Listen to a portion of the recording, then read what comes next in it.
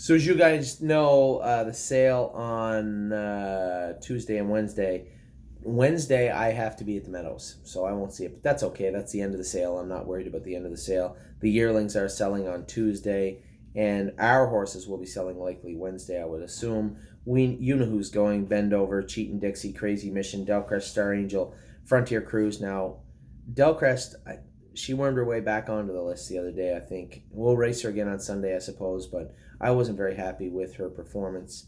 If she had trotted 59 and finished up good, when she calls it a day, she calls it a day, and she was getting pretty ornery in the 3 hole. And rather than have her make a break, I moved her over to the front. I get stretched a bit, 57 and 4, 128 and 2, so there's 30 and 3, and then she called it off 32 seconds.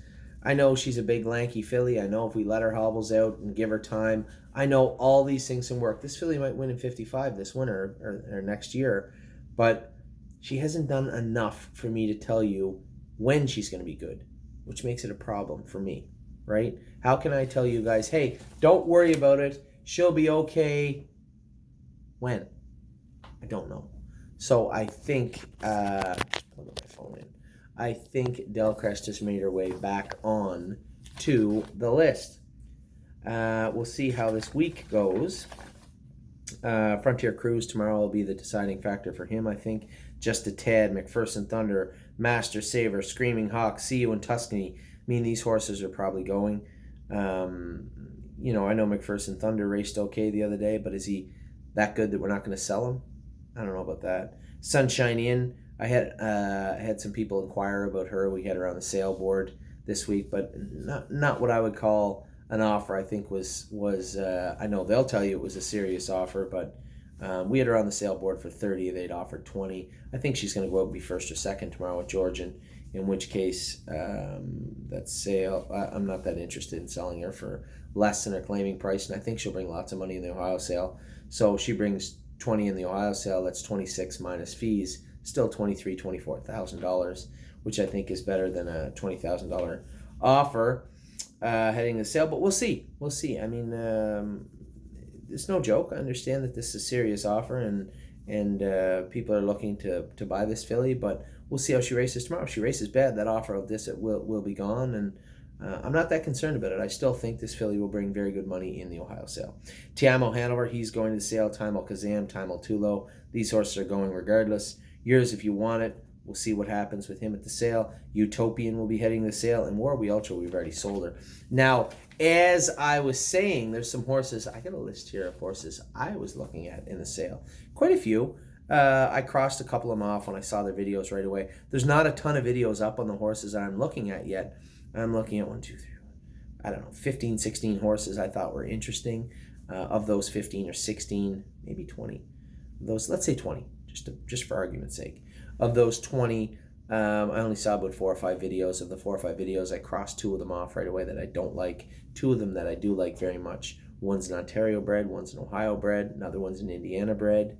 I don't know. Obviously, sale season's long, right? We have the Ohio sale. Then we have the Ohio Select. Then we have Lexington. Then we have London, the Buckeye. Actually, the Buckeye's before Lexington. Doesn't matter.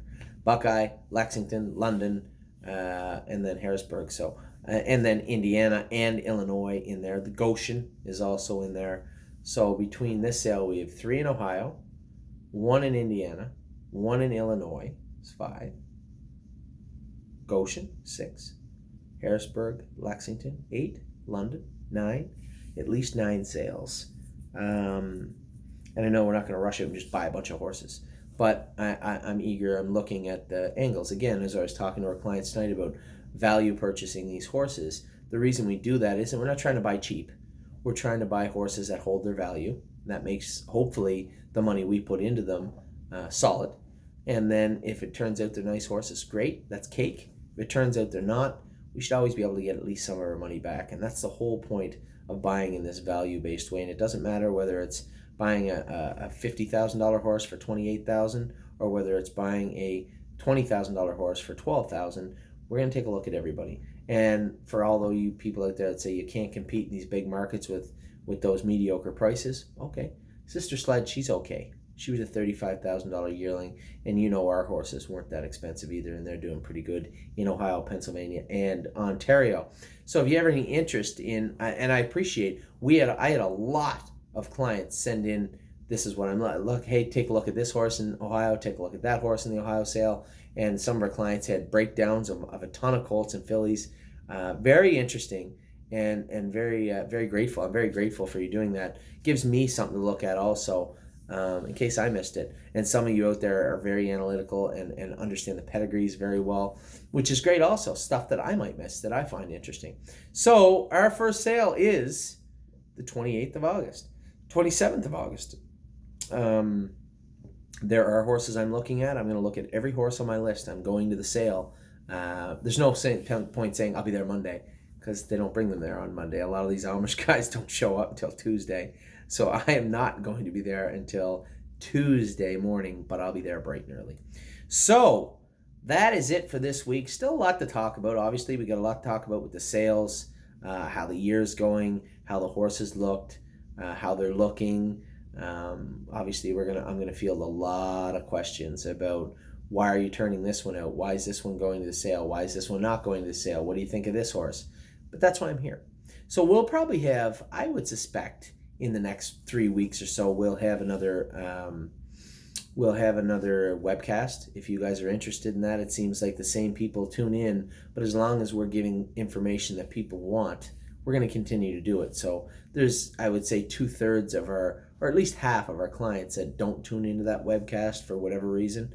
But if you want to see another one, I should do one anyway when it comes to closer towards the end of the year, a breakdown of what I saw going on this year at the races, and then in turn what I see going on at the sales. So we have a ton of stuff to talk about in the coming weeks. For now, I think that's it. I think that's all of it. So if you have any questions, send them along to me. Any concerns, any feedback of any kind, you know my email, anthony@thestable.ca, and you can always text me or call me. Anyway, hope you guys are having a great week. Could have had a worse start, I suppose. 3/4 of 7 in a break. Not great, but at the same time, I think 3 of the fillies raced well. As I said, Knockdown Draghead's coming home the next week or so, and then we will, and also Rose Run burst out. So that's it. That's everything. I will talk to you guys soon. I'm coming back in the morning to try and get some qualifiers and schoolers in, and then I got Georgian tomorrow night. I have some work with some television people on Wednesday morning, Wednesday afternoon White Tiger, Wednesday night Globe Trotting, and then back here for Spirited Dio on Thursday. Take care.